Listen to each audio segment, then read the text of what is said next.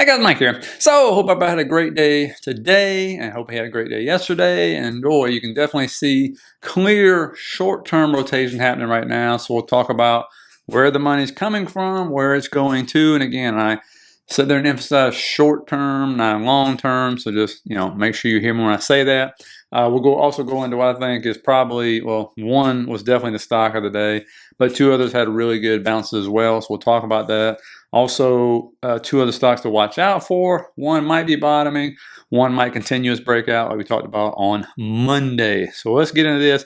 I do want to start off with this right here. I don't know why I busted out laughing when I saw this. I don't even know if it's true, but if so, it's hilarious anyway, and I just like to laugh. It says, and one of our members posted this, it says, Russia's robot revolution is going well so far.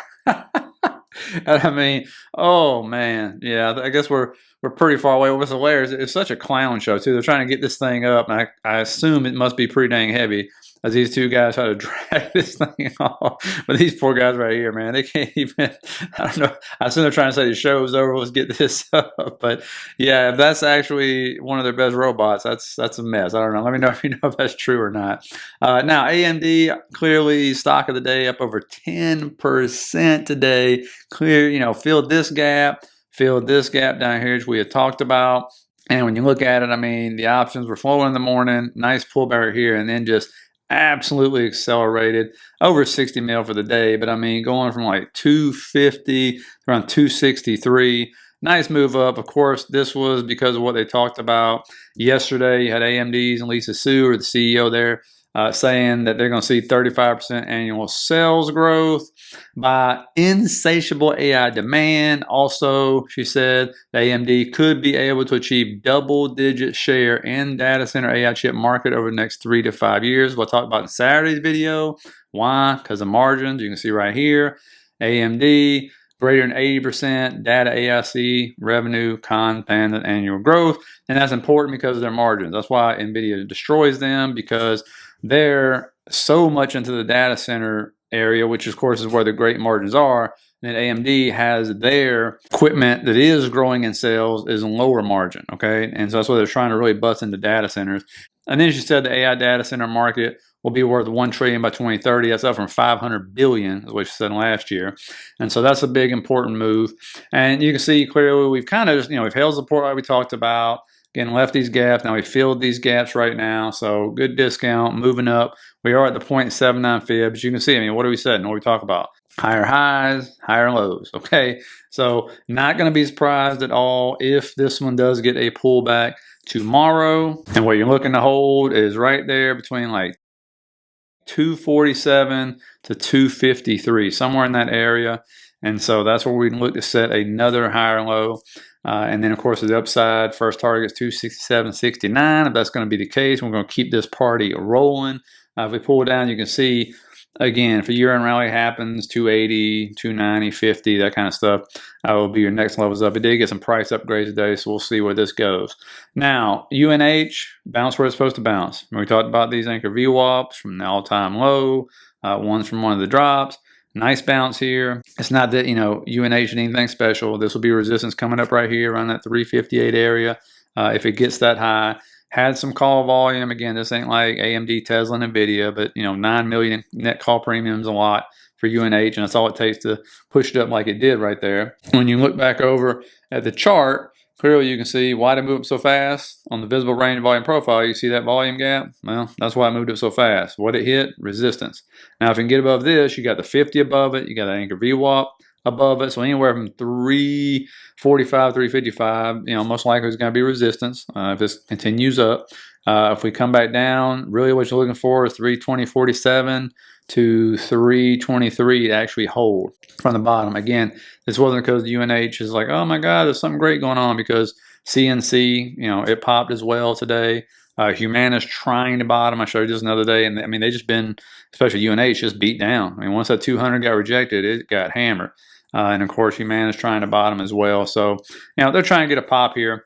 SoFi, probably the third one I look at. It actually set a new all-time high on the intraday right there. As you can see, that was previous all-time high there. And then you see way back in the past. But it's trying to pull that Robinhood thing. But we got exactly what we talked about, right? We said when they report earnings, Watch for a pullback. What do we get? We got a pullback. All right, down to 25 area.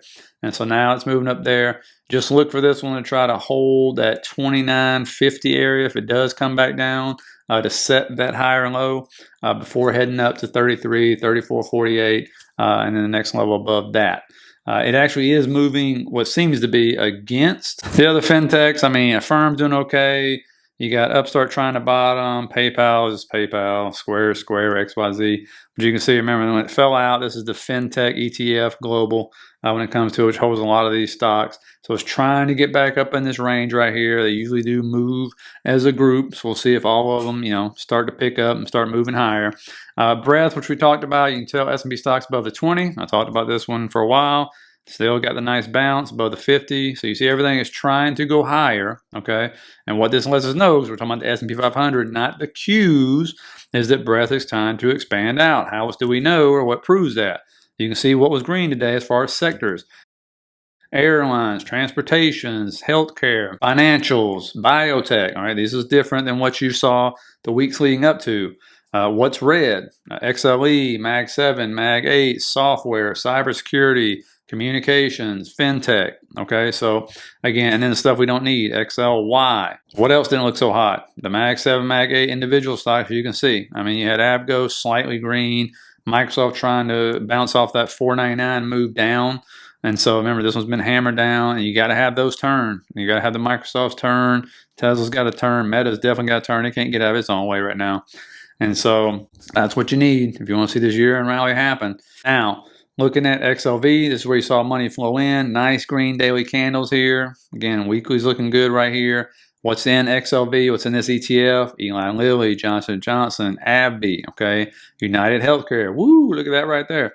And so we already looked at United Healthcare. You go to Eli Lilly. That's just set a new all-time high today, if I'm not mistaken. You can see it's just been on a roll right here after breaking out of this falling channel right here. You go over to J&J. It's about to set a new all-time high as well, as you can see right there. Go to AbbVie. This right here looks like it's trying to break out as well. We can put a trend line on this. It was flagging, so it's like it's trying to move higher as well, and I think it is breaking out of that as I am currently speaking. Then you got the IBB, which is the biotech. You can see these companies. I don't deal in biotechs. I'm sure I know a lot of you guys do. But, again, this is a way to find breakout stocks too, by the way. If the ETFs are breaking out and getting better, so are the stocks within it. But you can see this right here. Vertex, if it breaks that trend line, definitely going higher. There's no doubt about that. Or it could get rejected there. We'll see. Look over at Gilead Sciences. Man, I used to own this stock like years ago. It's been a long time. That one's about to go to a new all-time high right there. You come over and look at Amgen. That's about to go to a new all-time high as well. And so those are starting to look good. Then you go over XLE, which was actually red today. But the fun thing about this one is, I don't know why people buy XLE when honestly it's dominated by the top two stocks. Top three stocks make up 50% of it, to be honest with you. And oil is weird. Some people are saying it's going to 40. And you look at these, and some of these stocks are almost all-time highs already. So, again, this one right here is almost all-time highs. That's Exxon. You go over and look at Chevron. It's not far off. It's trying to break out these trend lines right here, and you can see two of them. It's already broken one, so we'll see if it's going to get the next one to move up. And let me know what you think about oil and stuff. Now, looking at where money is going into right now versus where it's coming from, which we're going to look at is where it's the AI play, right? That's where money's coming from. And it's coming from the data center moves, all those energy stocks that were up 3,000% in 3 days. I'm being sarcastic, of course. Not just one data center stock, a bunch of different data center stocks, as well as everything. When it comes to quantum computing, everything else, those stocks have been just decimated. But I do want to notice right here, I have never seen anything like this before. I can't remember anything like this. Again, I was off traveling around the world in the military when the dot-com bubble happened. So maybe we saw this, but I have never seen a private company have so much sway over the market and have the market be so dependent on it. NVIDIA is publicly traded. I get that. We've been dependent on it for 2.5 years, 3 years maybe on this run up. But OpenAI being a private company, and so we have to trust what they say. And they're like, oh, but we're going to make $20 billion this year, which, is peanuts, right? Let's be real about that. It really is when you compare it to these other companies, especially since they have over $1 trillion they got to spend for this build out and everything. But I have just never even heard of a private company having this much power over the market and the market being this dependent on a private company, which really we don't know anything about. I mean, because it's private, right? We trust what they say. But unlike the publicly traded companies, who are filing 13Fs and reporting every quarter, and we can scour through the financials and everything they're saying, it's just different. And let me know if you know a company like that at a point in time in the market. I'd be curious to know. Who knows? Maybe in the 60s, 70s, 80s, 90s, there was something like that. But I just can't remember. And hopefully it works out for us. But when you see where money's coming from, oh boy, CoreWeave, man, this thing is a mess. And we'll get into why it's dumping even harder, but it was already dumping before earnings. But I mean, my goodness, broke that trend line. Again, those anchor VWAPs mean something, man. When they get broken, whoo, this thing is just like a falling knife at this point in time. And so looking at it, you could try to bottom here. That would be nice for it. That golden pocket is right below that. There's also like a weekly fair value gap. So this thing can definitely fall farther. And when you look at it on a weekly time frame, you can see what I'm talking about. So can this fall farther? Absolutely. Is it already a discount? Yes, it is. And it's fallen quite a bit, as you can see, after that big rise. Now, of course, why is it falling farther? Because of weak guidance. Even as revenue more than doubled, they gave weak guidance, which, of course, freaked out the whole AI play. And this is what's weighing down on all of the AI stocks, really, which are already way overbought and stuff. But when you look at what momentum's doing, is it oversold? Yep, getting there. On pretty much every time frame. Okay, so even on the daily, and you're seeing a little bullish divergence there. So can it try to bounce from here? Sure. Is it going to be a continued bounce? I'm not sure on that one, because it is just a mess. But again, it's weighing on IREN. This one was doing good. It broke one trend line, broke two trend lines below the 21 EMA now, and so this one's a mess as well. When you come over and look at Sapphire, remember these two were holding up pretty well, and then boom, right? Okay, broke that trend line, tried to retest it, broke. Now it's below the 21 EMA, and that's when people are usually getting into these, when they're above the 21 EMA. So this one's going down, and then you look at NBIS. That's a very popular one. It has a huge gap below. It just had earnings, if I'm not mistaken. And this is another one. You can see even on the daily, this one has lower highs and lower lows going on, and there's a gap right down there, which a lot of people will be looking to pick it up in that gap. So we'll see if this is going to stop or not. And I love this meme. I think it came out today, but I don't know why. And it's like IREN, Nebula is looking mean dragon. They're looking over at this special dragon over at CoreWeave. I'm like, yeah, but you guys ain't looking much better. Let's just be real about that, okay? Now, looking over here at some others, like you got your energy stocks, LAU in this channel, below the 21 EMA as well, down about 43%, which most of them are down between 40, 50%. NNE is another one. They look like they're in these bounce spots. This is a head and shoulders, just like Oklo, which I'm not going to put on here, as I already showed you. It's at the neckline as well, and it had earnings, if I'm not mistaken, and was up today. They're trying to hold these necklines. This one's coming into support, plus this all-time high anchor VWAP. And so they are into bounce points. The question is, are they going to bounce and then start continue higher or not? When clearly the market's shifting in a way right now. RGTI, down 50%. Oh boy. And they all kind of got the same look, right? Breaking that trend line, breaking the 21, rejecting the 21, all that fun stuff. So, this one right here, which you're looking at, is maybe a falling wedge. Like maybe, again, another one that could be in a bounce point. Usually when you hit down 50%, believe it or not, a lot of times you'll get bounces. So, we'll see on this one. That is quantum computing right there. But the one that could be bottoming is ASTS. Like, this is a space stock, right? Rocket Lab reported these stocks actually have real earnings. And so when you look at it, it's down 40%, hit the golden pocket, previous all-time high, missed by I think it was like 30 cents or something. Into was actually a weekly FEG, not a daily FEG by itself. And so, if it breaks out this channel, say La V is doing the opposite, we'll start heading higher probably, and just looking for that market structure to build out. But clearly it is in a downward channel on the daily, as I've showed you. So, but it is above the midline right there, which means bulls are in charge. And so it looks like it's trying to put in a higher low. So let's see if it breaks out of this channel and finally it starts to head higher. If we can get some rotation back into some of these stocks right now, which seem to be heading into safe havens or just into cash. Open door, we talked about Monday, just peeking its head above, breaking out.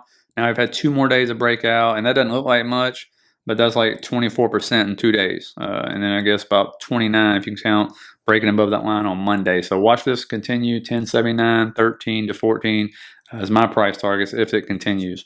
Earnings tomorrow, you're looking at Walt Disney, Bitfarms, JD.com, PaySafe, Canadian solar, because solar stock's been going crazy. Applied Materials in the afternoon, NU, Virgin Galactic, which I still can't believe is in business right now, and then Luminar. And then, of course, I don't know what's going to happen with data because they're voting on opening the government up tonight, supposedly. They already said they're probably not going to release this data. I think the White House come out and actually said they're not going to release this data. So let's see what happens on that. Again, it could be bullish for the market if we do open the government back up for tomorrow. We'll have to see. So please hit that like and subscribe button on your way out. Put your questions for Saturday's video in the comments. I'll start working on those for you. And you can put stocks, questions, whatever you want to put. As usual, I'm going to sign up for the membership with the McDonald's combo at $7.99. That's everything you get with it. Just hit the first link down in the bottom of the description. And I will see you guys tomorrow.